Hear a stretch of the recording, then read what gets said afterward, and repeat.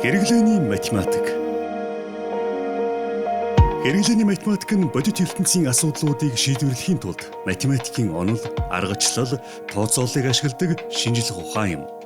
Энэ хөтөлбөр нь санхүү, инженерчлэл, мэдээллийн технологи, физик, эдийн засаг, биологи, машин сургалт зэрэг олон салбарт хэрэглэгддэг математик аргачлалыг заадаг.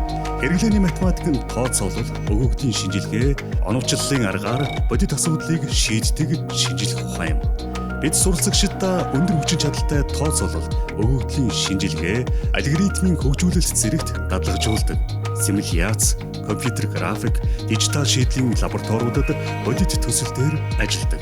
Манай төгсөгчид өгөгдөл судлаач, санхүүгийн шинжээч, програм хангамжийн инженер зэрэг олон чиглэлээр амжилттай ажиллаж байна.